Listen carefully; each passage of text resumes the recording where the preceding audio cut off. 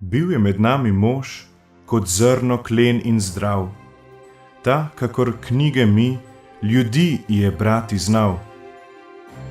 Tako zatopil se je v tajnopis človeka našega, da je odtis njegovih najglobočih sanj vžgal pekočo stigmo vanj. Mož, preprost in dober kot vsakdanji kruh, genij ne za luksus, nego za potrebo, genij širokih mas. Kje je tvoja skrivnost? Kje tvoja veličina?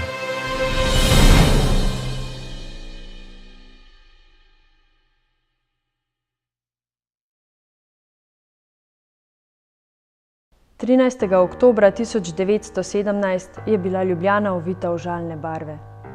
Množice so na ulicah še zadnjič pozdravile človeka, prijatelja, voditelja, čigar dobrota je v kratkih letih njegovega življenja zaznamovala srca ljudi. Prav, kakor so bolečine in sanje teh ljudi zaznamovale njegovo srce in ga raznele, da je gorel in izgorel, da bi z njimi in zanje ustvaril pravičnejši svet. Poslovili so se od Janeza Evangelista Kreka. Rodil se je 27. novembra 1865 pri Svetem Gregorju nad Ribnico. Njegov oče Valentin je bil učitelj in družina se je z njim večkrat selila. Janez je tako svoje prve šolske dni dočakal v Komendi. Janez je bil zelo živahen in zelo inteligenten fant. In to je opazil tudi njegov oče Valentin in ga je že s 5. letom vključil v izobraževanje v osnovno šolo. To se pravi, da je bil že njegov učenec in vpisan v 1. in 2. razredu v bukve, zlatih bukvah pridnih učencev. Ko je bilo Janezu 9 let, je nenadoma umrl njegov oče. Njegova družina se je tako preselila v Sevca, kjer je mama podedovala po tastu hišo v Štoku. V njej je odprla majhno trgovino, s katero je preživljala sebe in svojih 6 otrok.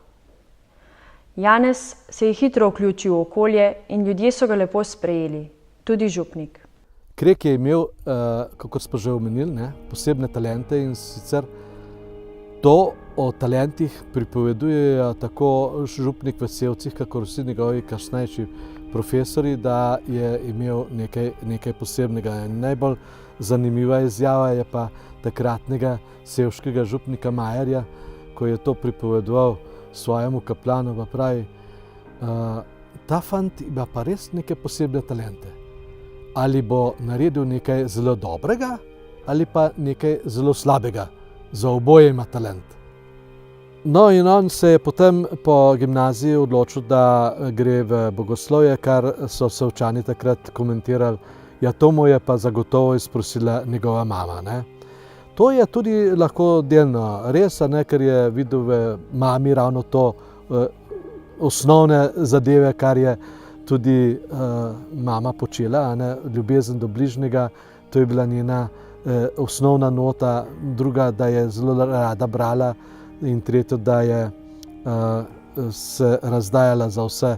Mogoče ravno zaradi tega, ker Janez je bil od majhnega naprej izredno živahen fant, poln dovtipov, šaljiv in to je mogoče koga celo motilo.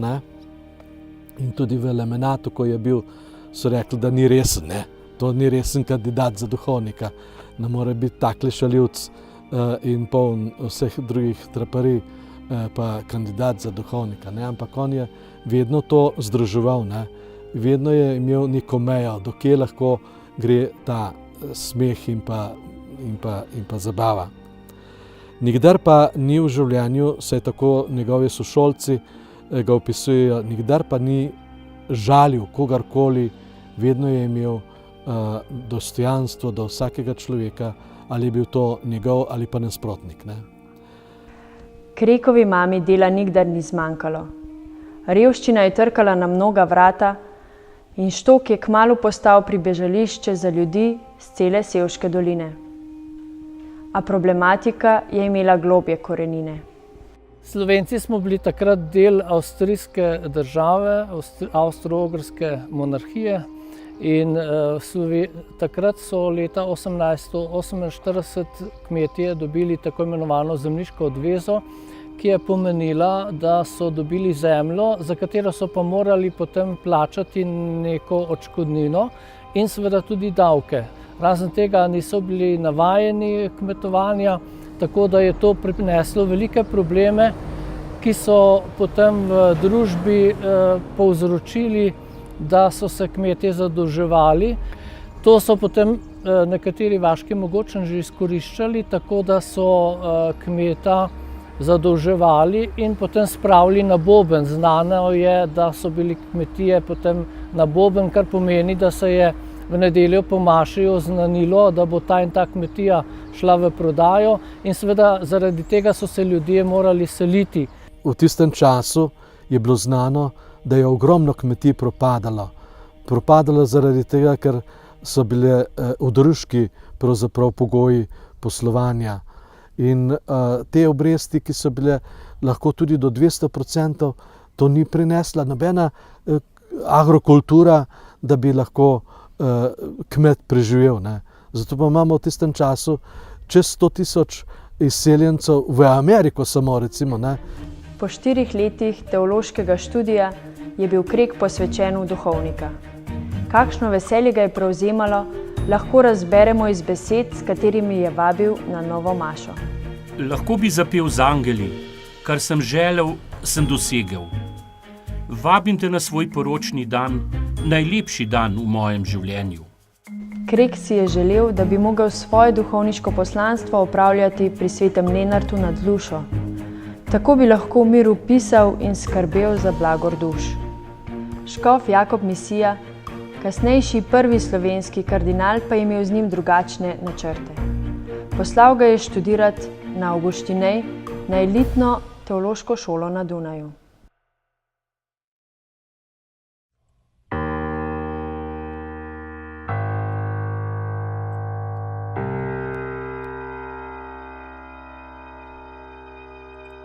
Tako se je Krek odpravil v prestolnico tedanje države na študij svetih znanosti.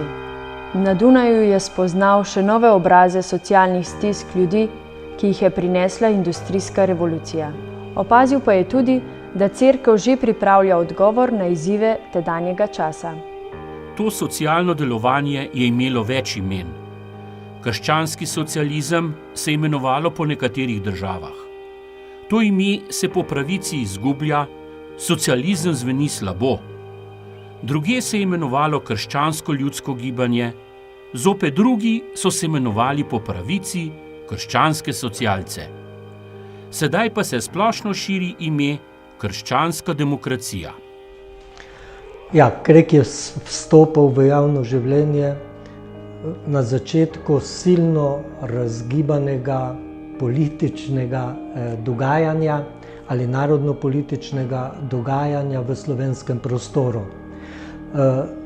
Pred tem časom, vse v času Tafejeve vlade, je prišlo do prebujenja, ker namreč v prejšnji liberalni vladi je seveda vladal režim, kjer ravno politično delovanje čisto svobodno ni bilo dovoljeno.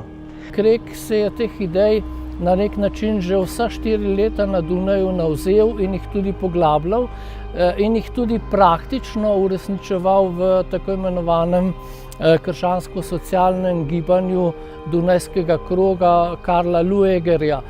To gibanje je dejansko takrat imelo zelo velik vpliv in je združevalo dunajske delavce, da bi se lahko v medsebojni povezanosti s pomočjo ustrezne državne zakonodaje, to se pravi, delavci se morajo sami organizirati, država jim pomaga, da dobijo ustrezno zakonsko podlago in seveda delodajalci morajo potem tudi te zadeve sprejeti in tako tudi delavcem omogočiti društva. To je bil pravzaprav največji problem tako na Slovenskem, kakor tudi v širšem svetu, da so delodajalci nasprotovali organiziranju in samoorganiziranju delavcev, ker so hoteli nekako, da bi se pravzaprav delavci ne organizirali, zato da bi jih oni lažje manipulirali. Tako pa je pravzaprav ravno Krekovo delovanje bilo posvečeno temu, da čim bolje delavce organizira in samo organizira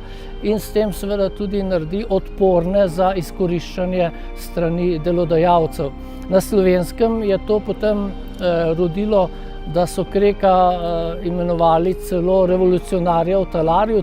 V tem oziru je pa zelo pomembna okrožnica Revonovarum, ker to je okrožnica, ki je spodbudila povezovanje in organiziranje delavcev. Zanimivo, v istem času je tudi Durkheim pokazal, da atomizacija družbe pomeni zelo šibko točko in da združevanje na umestni ravni je sociološko pomembna stvarnost. Torej imamo čas, v katerem se oblikuje neka nova družba, industrijska družba. Krekova vrnitev v domovino je sovpadala s prvim slovenskim katoliškim shodom. Tam je svojo jasno besedo nagovoril množico. Predstavljati si moramo, da ne delimo delavcem milosti, ampak pravico. Dva pojma sta zmedena in kriva vse socialne prekupcije, denar in človek. Denar je vse, človek ni nič. To je ravnilo sedanje dobe. Vrniti moramo denarju pravi pomen, ki ga ima pred Bogom, v krščanstvu, tako tudi človeku. Delavcu se mora dati priložnost, da dobi kako stvar, katero imenuje svojo. Zato ima vsak pravico, tudi delavec. Njegova organizacija je bila organizacija delavstva, ki je seveda postala že v samem začetku konkurenca socialni demokraciji, ki pa se je razvijala pač z vplivom iz nemških dežel preko nemškega delavstva, ki ga je bilo pravzaprav veliko na železnici. Krek je tu šel v drugo smer in seveda na tej nacionalni podlagi imel tudi zelo velik odmev. Drugo vprašanje, ki je bilo pa zelo slovensko, je bilo pa kmečko vprašanje. Namreč v tej gospodarski rasti na eni strani so propadali drugi. Kapitalizem, ki je v razvoju, enim pomaga, druge uničuje.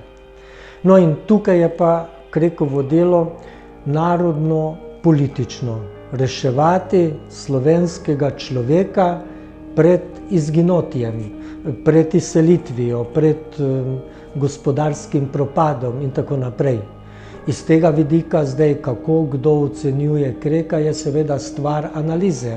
Tisti, ki gledajo samo v smeri gospodarske rasti, Kreku to ne spada, ker Krek se bori za to, da človek preživi in da ima dostojne pogoje življenja. Ko je Krek govoril o delu, ni bilo v ospredju niti dobiček, niti delo, niti proizvodnja ali potrošnja, ampak človek, torej delo naj služi človeku in ne obratno.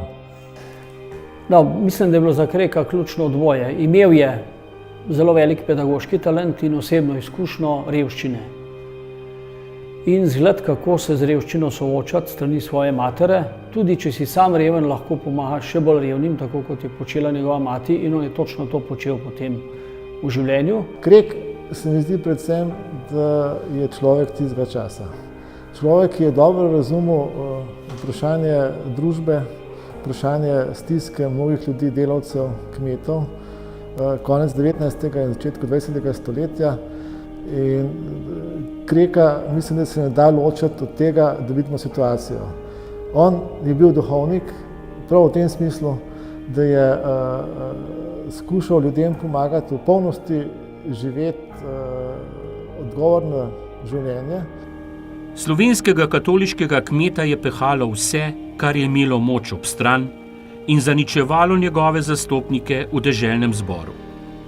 Slovenski duhovnik je bil kakor gobavec, ki ga nečejo med ljudi, kakor pregnanec v lastni domovini. Čeprav je Krek nastopil v času, ko je bil delež kmetov na našem ozemlju še zelo visok in se je industrija komaj začela utirati pot, je skoraj preroško zaslutil in odgovoril na problematiko nastajajočega delavskega razreda. Kako pa je na to gledala cerkev?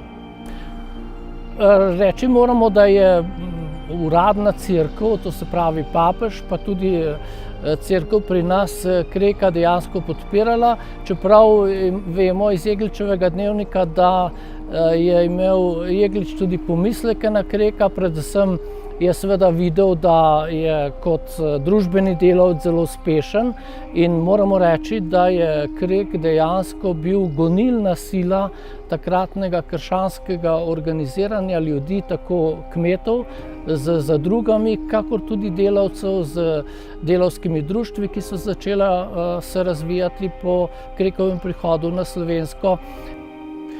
Krek je dejansko živel med ljudmi. Ves čas, ki ga je imel na razpolago, izven predavanj na teološki fakulteti, izven opravljanja poslanske funkcije, bil on vedno med ljudmi.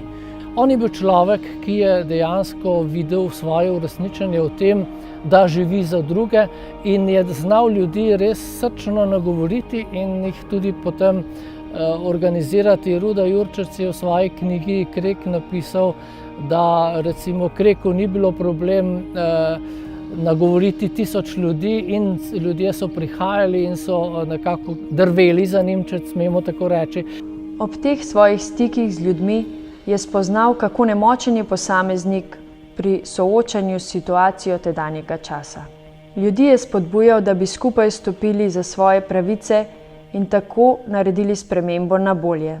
Vse to je dosegal s povezovanjem ljudi v zadruge ter druga društva in združenja. Poglejte, Krek je, če gledamo stališča kmečkega stanu, ogromno naredil pri organiziranju zadružništva.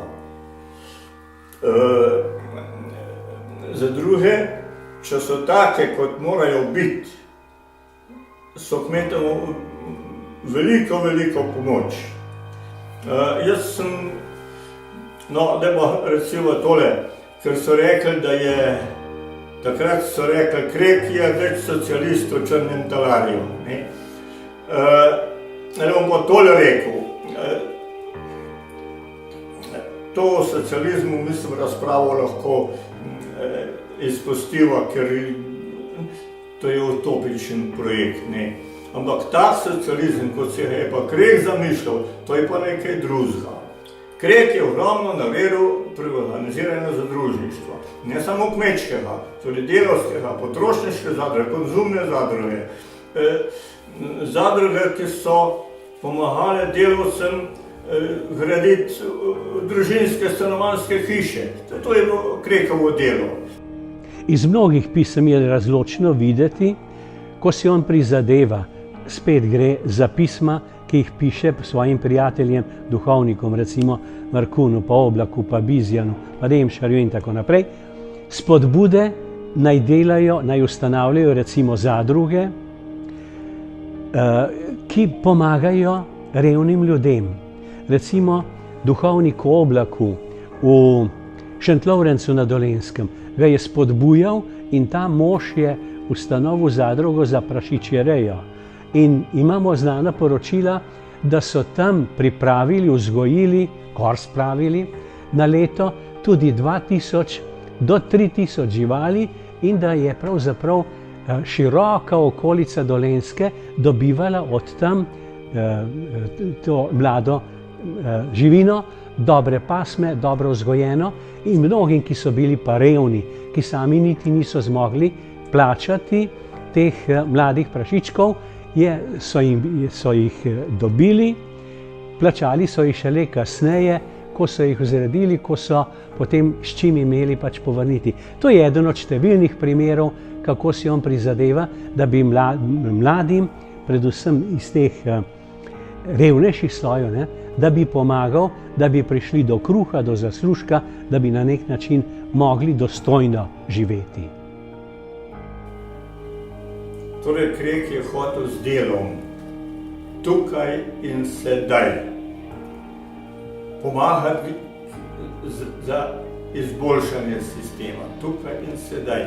V nasprotju z revolucionarji, ki so rekli, potem, ko bomo mi na oblasti, bomo pa to, bo pa raj na zemlji, no tako, na kratko. Ja. Ampak Krek je povedal, da tega ne bo, zato je delal, kot sem rekel, tukaj in sedaj. In tako smo delali tudi mi v zadružništvu. Ne čakali, da bo sistem razpadel, kar se je pokončno zgodilo, skoraj nepričakovano. No, jaz sem pričakoval ta razpad 10 let. Ampak skoraj nepričakovano. Mi smo zato prav na ta način delali znotraj sistema, kar je bilo možno v tistem času napraviti. Tako je delal tudi Krek. Organiziral, delajte tako.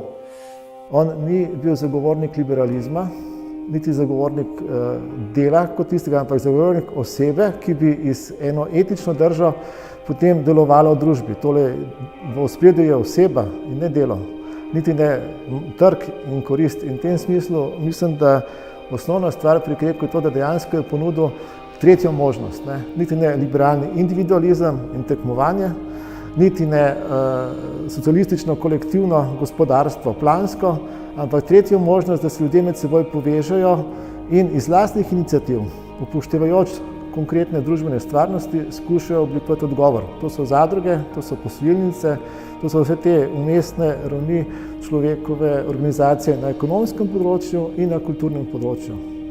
Torej, osnova Krekovega delovanja je opolnomočenje človeka kot osebe in skupnosti, torej, da so ljudje povezano iz lastnih virov in seveda z nekom, ki ima eno besedo vizije, odgovori na zahteve življenja.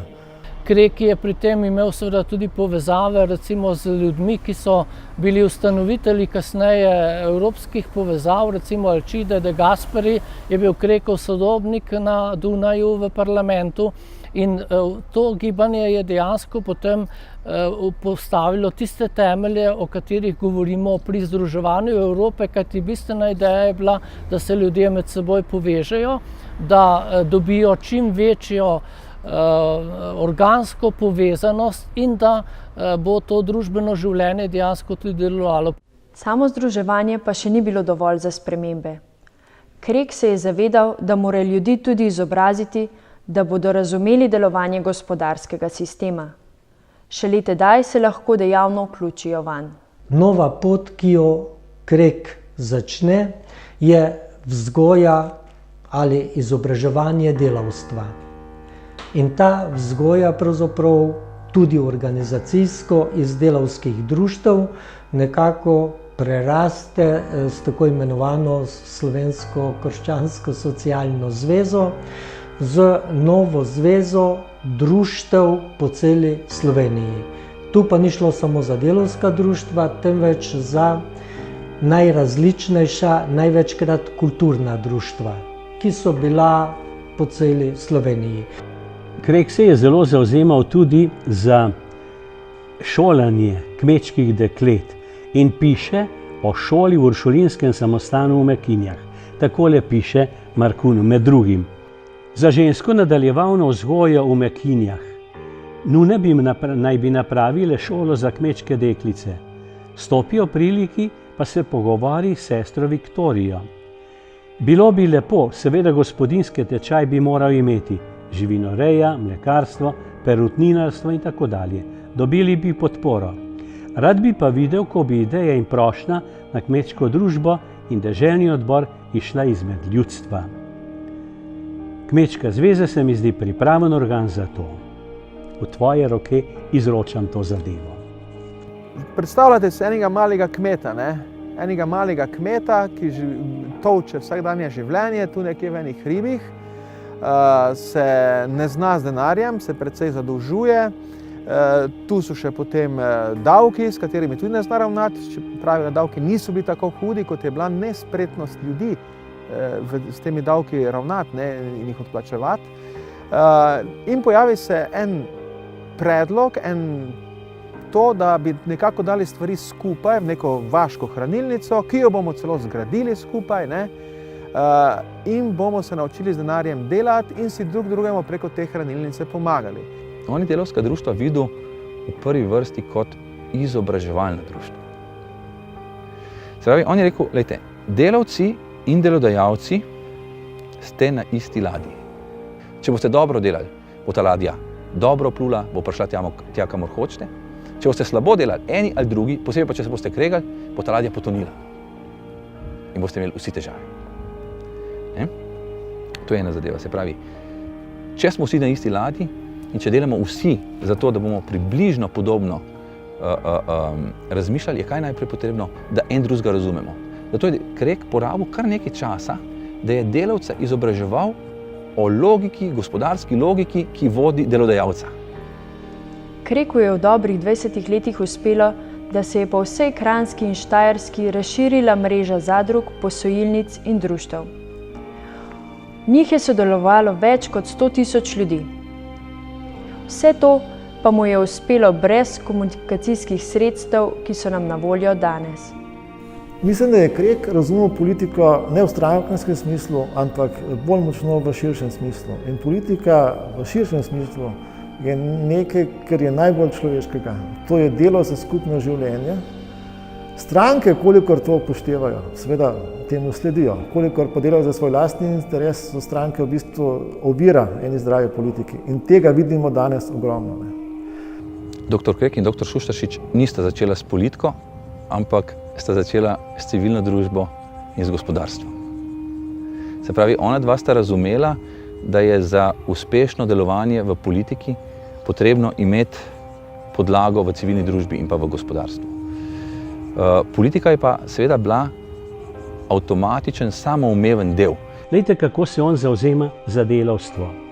Pravi, moja logika je taka, če se ne sprejme nikjer delavski kandidat, ki bo v Dunajskem parlamentu zastopal delavstvo, njihove interese, zame ni mesta v delegaciji. To stoji pribito. Jaz prenesem vse, a tega, da bi mi triumfirala socialna demokracija, ki sem jo sam s svojimi revnimi sodelavci ugnal, kakor v nobeni deželi, tega ne. Če bi se moral ločiti od stanovskih tovarišev, če bi me čakale kazni od škofa, delavstva ne pustim. Ker vem, da v ti logiki, ki jo imam, in v ti prognozi, ki je sad temeljitega študija, mi nihče ni kos. Izredno odločno postavi. Poleg zavzemanja za delavce in kmete je Krek v politiki veliko svojih moči posvetil narodnostnim vprašanjem. Tako je bil med pobudniki Majniške deklaracije. Krek je bil pa seveda, ne vem, prepričan ali pragmatični Jugoslavan, tega ne vem. Jugoslavan je pa bil, kot Korošec pozneje. Korošec je meni rekel, da tudi najslabša Jugoslavija je še zmeraj najboljša rešitev za Slovenijo. In zdaj celo verjamem, da je bilo takrat res tako. In da niso videli drugega izhoda. Čeprav zdaj včasih razmišljamo, da bi Slovenija ali pa Slovenci leta 18 morali drugačno pot ubrati. Ampak najbrž ni bilo druge možnosti in da je bila to res, kakor je bila slaba, še zmeraj najboljša. In tako je bilo z vsemi temi našimi politiki, torej tudi s Krekom. On je želel reševati narod pred izginotjem, kot politik seveda, ker je takrat nas je bilo mogoče kakšen milijon, stisnjeni s 3-4 strani in nekdo je potem celo rekel, da naj že po Nemčjo enkrat to pest Slovenca, da bo potem mir. Pa Krek seveda ni tako razmišljal in jaz tudi ne. Mnogi mislim, da narobe razumejo Majniško deklaracijo, kot da Krek ni bil za Slovenijo, ampak da je bil za Jugoslavijo. Treba je razumeti, da v tistem trenutku ena majhna Slovenija verjetno ne bi mogla obstajati, torej treba je iskati način možnega sodelovanja in ena velika skupnost Slovanov je pa lahko nastopila proti Italijanom, proti Avstrijcem, proti Madžarom. Pri tolikih projektih, kot se jih je lotil Krek, pa seveda ni šlo vse gladko. Njegove ideje so prinašale tako močne spremembe, da jih mnogi niso mogli kar tako sprejeti. Njegova mama mu je rekla, da ji je Krek enkrat rekel, živega me hoče od tla zabiti. To pomeni, da je imel in znotraj cerkve in znotraj politike velike težave v zvezi z prepričevanjem ljudi, da je prav, da se tako dela, kot se dela. Kot politik se ni mogel izogniti osebnim napadom. Po smrti pa so tudi njegovi največji politični nasprotniki priznali njegovo veličino. Ivan Tavčar je tako Krekovemu prijatelju Finžgarju napisal, da Slovenci nismo imeli večjega moža od Kreka in ga ne bomo imeli. Kljub tem napadom pa je Krek svojo duhovniško službo opravljal v blagor ljudi, posebej tistih, ki so bili na družbenem robu. Duhovniki nimamo družine. Živimo dostikrat osamljeni, raztreseni po osamljenih farah. Oboje ima za posledico, da so nekateri gospodje, sicer zlate duše, nekoliko okorni. Kaj naj nadomesti duhovniku rodbino? Cela fara. Poznam župnike, ki jim je oko polno skrbi, ko se bliža huda ura, ki se vesele in žaloste s svojimi farani kot očetje. Očetovsko razmerje do faranov in študiranje ohranita duhovnika prožnega. Ja, mislim, da Kreka ne moramo razumeti brez krščanstva. On je bil duhovnik, ni bil tisti mogoče, ki bi teološko vizijo razvijal v smislu spoznavanja Boga, ampak je razvil iz duhovnega temelja razumevanja osebe in odnosa do Boga na temelju etike, potem svoj socialni nauk, ki je bil zelo podoben in je zelo sledil družbenemu nauku cerkve tedaj. Njegovo duhovništvo izhaja ravno iz tega usmiljenja do ubogih, v ljubezni do bližnjega in to, kar se je tudi Kristus sam izdajal, vse za sočloveka, za to, da reši človeka ne samo duhovno, ampak tudi materialno. In sicer Krek sam zagovarja, kako naj reven kmet, ki nima kaj v usta dati, razmišlja o Bogu. Je nemogoče. Potem je pa seveda en vidik, ki je pa seveda tudi zelo pomemben in bi ga mogoče lahko pripisali Kreku kot duhovniku, pa mislim, da ne samo Kreku kot duhovniku, on bi to delal tudi, če ne bi bil duhovnik, je pa rekel, delavci se moramo zavedati, da smo v Božjih rokah. Zato je v teh tudi delavskih društvih spodbujal molitev, spodbujal, da se vsako delo začne in konča z molitvijo. Zveza med molitvijo in delom, med skrbmi za častno in večno srečo, med gospodarskim in verskim življenjem se mora vedno poudarjati, ker se tako rado pozabi nanjo.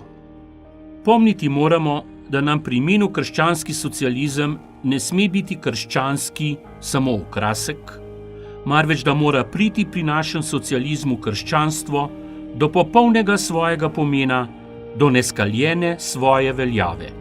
Kot duhovnika za mene je Krek pomemben in navdihujoč, ker je pokazal to globoko povezanost med evangelijem in družbo, med evangelijem in socialno etiko. Evangelij, ki ne spreminja družbe na boljše, ni evangelij. Če bi rekel tako, pa to zdaj ni teologija osvoboditve, se pri Kreku vendarle vidi ta osvobojajoča moč evangelija, družbeno osvobojajoča moč evangelija na delu.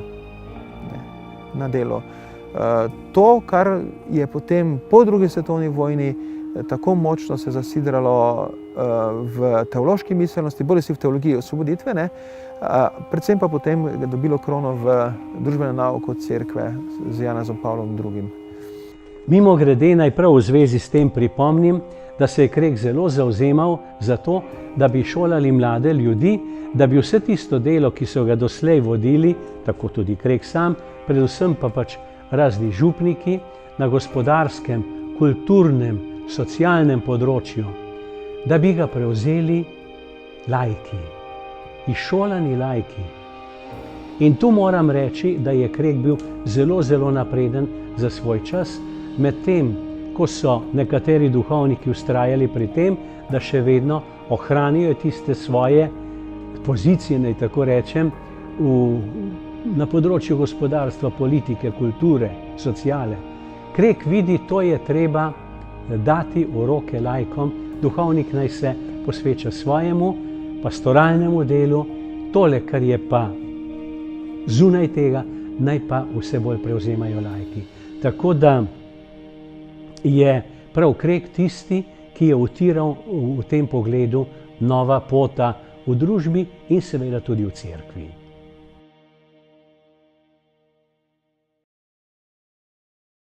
Od Krekovih inštitucij je ostalo bore malo. Ostale pa so spremembe v glavah in srcih ljudi, ki so skozi leta ohranjale spomin na tega velikega rojaka. Toda kaj lahko Krek pove nam danes? Nedvomno je, da je v teh novih razmerah, brez zunanjega sovražnika, žal bilo pozabljeno Krekovo socialno vprašanje. In mislim, da marsikatero nesrečo kasnejšega časa lahko iščemo v tem pozabljanju na Kreka, na socialno vprašanje in žal neobčutljivost tudi cerkve do socialnega vprašanja. Krek je zelo manjkal. Krek je bil zamočana osebnost, to lahko vemo. Poglejmo, koliko strani, koliko minut je prisotno, koliko minut se govori skozi celo obdobje osnovne šole o dr. Kreku. V minutah govorim. Ni šans, da mlad človek ve danes, kdo je bil dr. Krek. O njem je Oton Zupančič napisal, da bere, kakor mi knjige, on bere človeka. Vidi njegove potrebe. In on je iz kmečkega stanu in nastajajočega ali že nastalega delavskega razreda razbral potrebe in odgovoril na evangelijski način, kot kristjan. Danes, v našem času, ko je radikalni individualizem prišel do tega, da ljudje niti niso egoisti, ampak enostavno nimajo nikogar, s katerim bi se pogovarjali. In hodijo potem k terapevtom ali k psihiatrom, ker so osamljeni, ne ker imajo nujno psihične težave ali psihološke. Je povezovanje tisti način, da bi ljudje nekako znali sploh drug z drugim živeti. In ko z drugim živiš, kar naenkrat vidiš, da probleme, ki jih imaš sam, niso več enako težki. Nimajo več iste teže. Naprimer, ljudje v konec 19. stoletja niso toliko potovali. In danes, ali pa sploh zadnjih, bi rekla, 50-70 let, lahko tudi najpreprostejši, najrevnejši, najmanj načiten človek več potuje.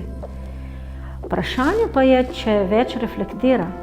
Zato, ker zimski večeri na samotni kmetiji, recimo ob Mohorjankah, so bili ne samo branje, ampak so bili tudi refleksija, so bili pogovor, so bili neko učenje, neka kultura učenja. Medtem ko danes zasičenost z mediji, elektronskimi mediji, pravzaprav vabi k obratnemu in tudi uspeva, k veliki površnosti, veliki globalni celo razgledanosti, v popolni odsotnosti refleksije.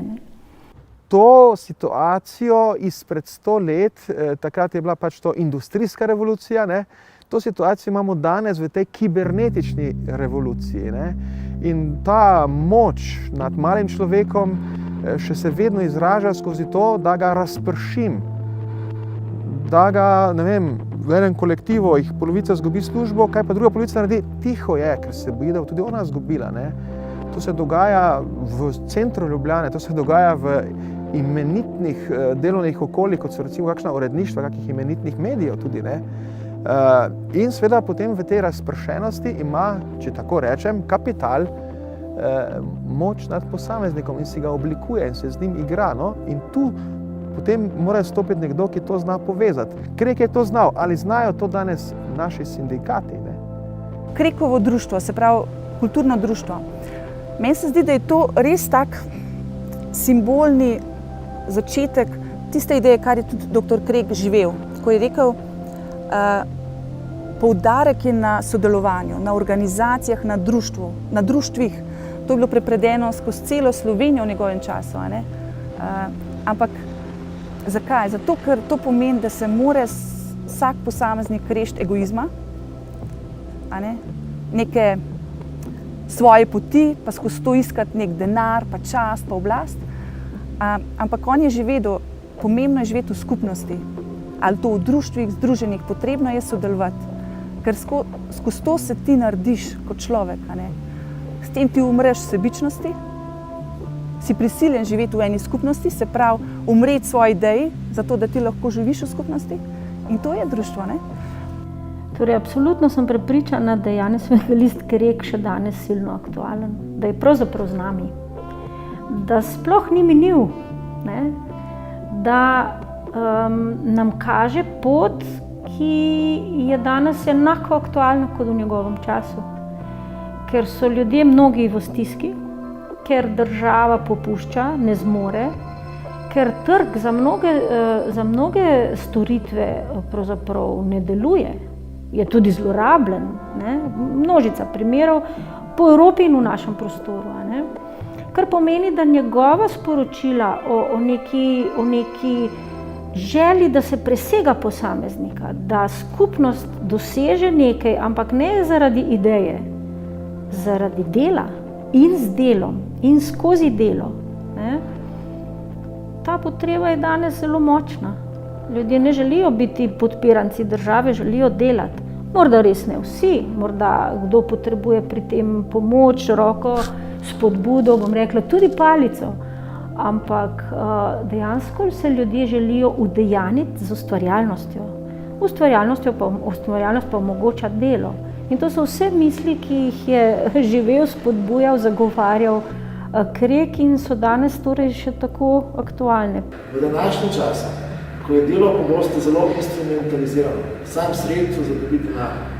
In tisti, ki dobro zaslužijo, pogosto pretiravajo delo in potem brez nekega globljega smisla trošijo denar. Se treba vrniti k temu bistvenemu sporočilu delo. Delo je zato, da človek lahko živi svojo dostojanstvo. Tisto delo, ki človeku ne pomaga v polnosti ali bolj polno doživeti dostojanstvo, on sam in skupaj z drugimi je treba postaviti vprašanje. Predvsem bi rekel to, da je bil Krek človek, ki je sebe celega dal v to, kar je verjel. Tu je vzel izhodišče Evangelij in vzel vse svoje znanje intelektualno, teološko, družboslovno. On je dejansko vse svojo energijo dal v ta projekt, v katerega je mislil, da ga je treba izpeljati. In tu mislim, da smo tako v cerkvenem smislu, kot v družbenem smislu, še vsi precej rezerve. In v tem smislu mislim, da nam ima Krek marsikaj povedati. Krekovsko je torej vedno izhajati iz tega, kar mladi človek živi, čuti, vzeti njegove tegobe kot svoje srčne tegobe, veš. Ta strast, to manjka današnjim politikom, da vzameš ti strastno ljubim ta narod in iz te strasti umiram za narod in bom naredil vse, da bo narodu boljše. To je imel to neko ljubezen, to je že skoraj da nekaj mističnega, kar je on imel v sebi do slovenskega naroda. In mislim, da je bila zanj domovina bolj pomembna kot država. Ta izziv Kreka je danes enako močen. Mi bi se mogli vrniti k temu, da je domovina, se pravi identiteta ene kulturne skupnosti, ki ima svoj jezik, ki ima svojo zgodovino, bolj pomembna kot način upravljanja neke skupnosti na državni ravni. Torej, če želimo Kreku slediti, pomeni slediti socialnim okrožnicam zadnjih papežev, zlasti Janeza Pavla II., ki je zelo znan, in papeža Frančiška. Ker papež Frančišek ima veliko potez, ki so zelo blizu Janezu Evangelistu Kreku. Zakaj? Ker tudi papež Frančišek je v svojem življenju v Argentini zelo podobno stvarno srečaval. Izjemne stiske ljudi in izjemne izzive življenja. Eno povezavo s takratnim in sedanjim časom sem našel takoj v razumevanju papežovih pozivov takratnega papeža Leona XIII. In sedanjega papeža Frančiška. Oba sta opozarjala na velik problem izkoriščanja ljudi in Krek je izjemno resno vzel takrat pobudo in on je bil prepričan in je tudi v svojih delih to večkrat zapisal, da mora tudi duhovščina iti iz zakristij ven, se podučiti o tem, kako gospodarski sistem v tem času deluje in ljudem pomagati. Mislim, da ta dva časa sta zelo povezana, mogoče sedaj gospodarski sistem nekoliko drugače deluje, ampak bistveno pa ne. Gre v vsakem primeru za izkoriščanje ljudi, ki je mogoče malo bolj dodelan v tem času. In jaz mislim, da v tem času smo vsi pravzaprav pred istim izzivom. To je ena zadeva. Druga zadeva, on je imel zelo preprosto filozofijo. Samo začeti je treba. Tisto, kar misliš, da bi moral kdo storiti, začni in delaj ti. In jaz mislim, da je to zelo preprosta filozofija tako za ekonomiste, družboslovce, politike današnjega časa, teologe in ne vem koga še. Mislim, da smo tudi kristjani, se lahko malo vprašamo, koliko smo mi aktivni pri odgovarjanju na izzive časov, na tiste zadeve, ki nas v družbi motijo, in koliko pričakujemo drugih, da bodo kaj storili, koliko se pa mi sami angažiramo. Mislim, da je tu Krekova modrost zelo enostavna, samo začeti je treba. Domovina, zlata mati, naša čika ti je.